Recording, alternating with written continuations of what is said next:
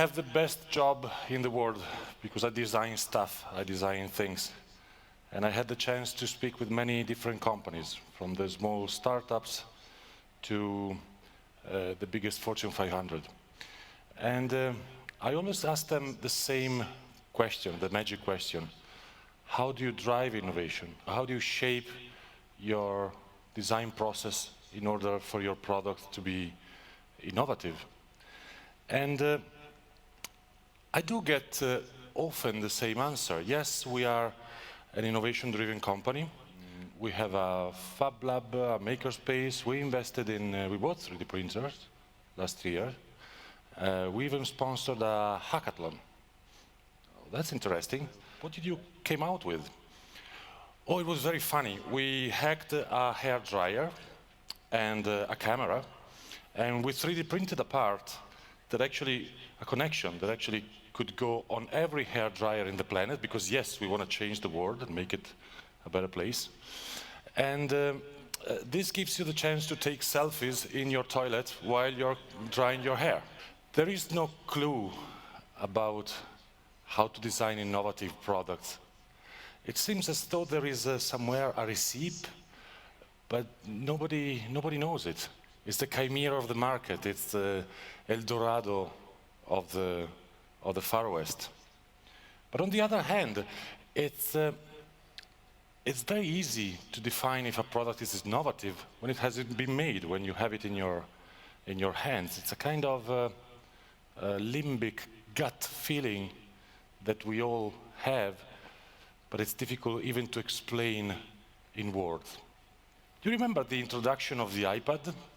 If just one day before I would have told you that you were in the need to buy a very big phone that couldn't fit in your pocket, and by the way, wasn't even capable to place phone calls, consumer would have said, I'm not comfortable, I don't want it, why should I buy it? We wouldn't have even understood the innovation if explained in words. After, of course, those 5 minutes of presentation and the sales skyrocketed. So, what is innovation in a nutshell? How do we achieve it? How do we define it? I'm a believer that the process of innovation is not a plaything of the romantic genius that discovers the law of gravity just because he's been hit by an apple under a tree. I strongly believe in processes, and I believe there's a process for innovation in order to create progress. It relies on the definition of, I would call it appropriation, or you can call it cross-fielding, if you want, that are the real drivers of progress. Synesthesia.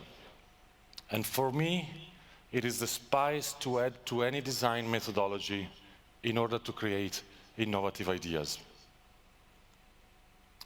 Because you see, every design methodology uses the same stages with just different names.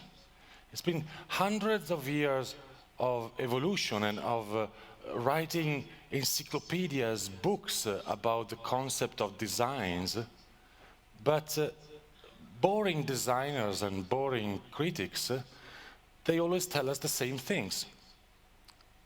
They tell us that you need to research the environment you're dealing with, your market, your battlefield, however you want to call it.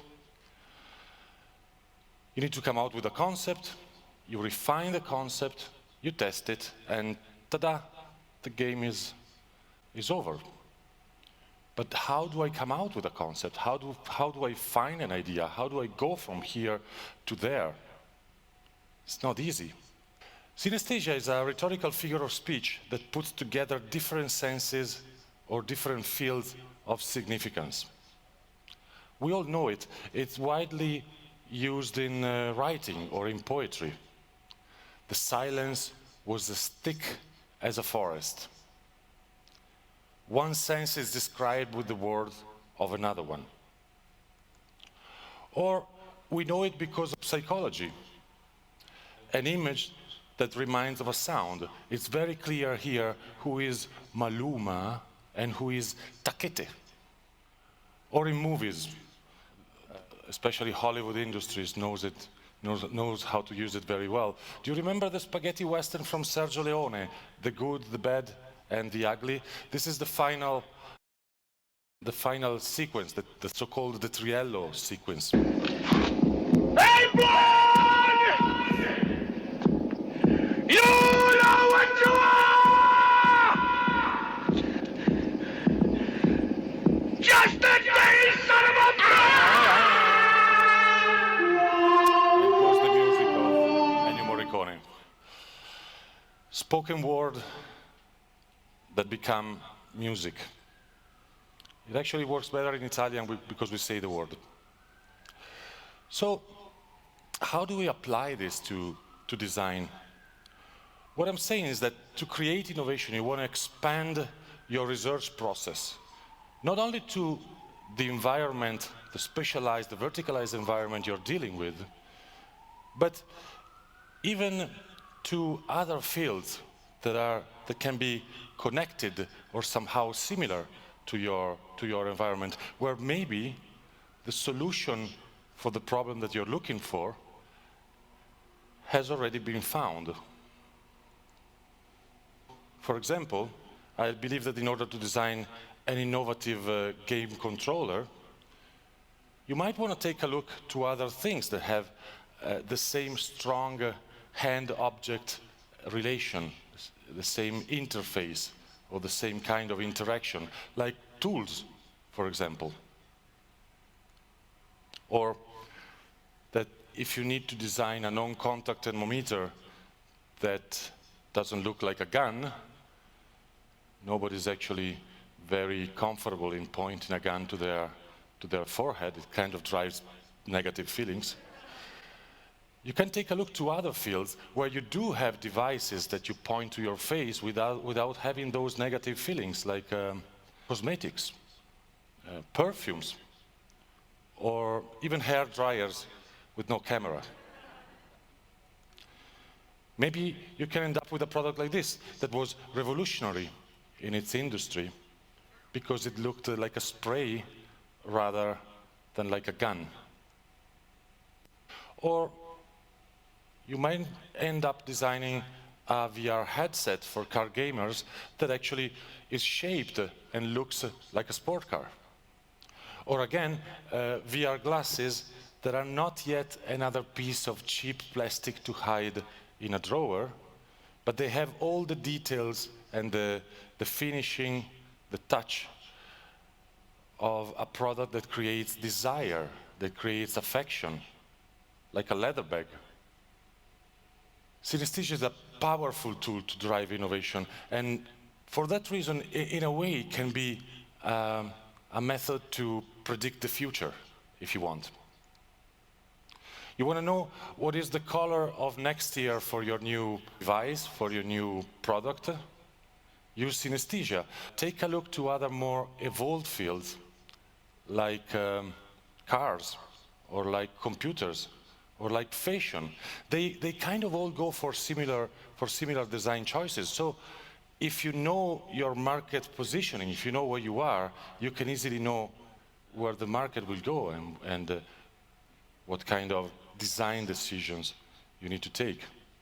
The funny part of this thing is that after a few years, after 2 or 3 generations, the cycles begins again, starts over. And there's a very simple reason for that. You remember when you were a kid and you were liking so much the jeans that your father was wearing, or the shoes that your mother was wearing. Of course you liked them because of what they represented to you, father figure, mother figure, but you were a kid, you didn't have any money to buy them. So smart companies, they're giving you back the same experience, the same shapes, the same colors, a few years later, when you actually become a consuming target. What a bad word. And this is why you end up buying something like this, decades later. It's a powerful design and marketing tool. And because I believe that in innovating and using this these tips, these tricks, is a very difficult and resource-consuming process. I do believe that innovation should be rewarded. So, of course, if you're so lucky to design stuff and to be a designer, I believe you should just go and design for innovative companies and design innovative products.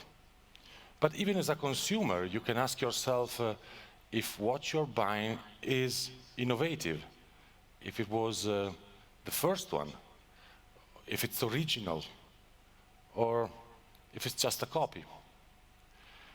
I, for example, try to reward and to buy products from companies that are not basing their choices on market research. Not that I don't believe in market research, but it's a powerful tool, but it's just a picture of the present. It basically doesn't have anything to do with the future.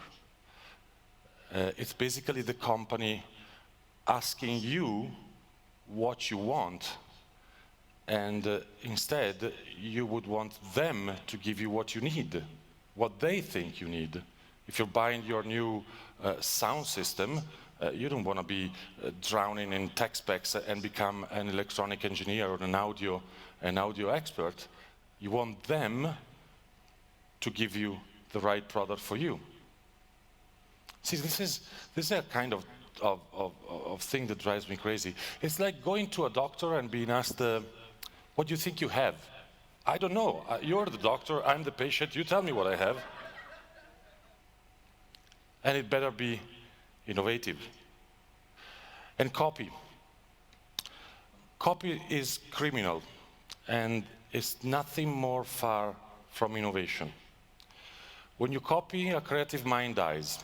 No, it's not true, but you possibly kill the dream of two young guys that went for crowdfunding on Kickstarter with their idea. And if it's not convincing, at least you create pollution with yet another useless object for the garbage bin. And if it's still not convincing, maybe it's garbage for the cradle of your children. We don't need another chair design. There are more chair designs than asses in this planet. We need to stop it, unless it's not innovative. Thank you very much.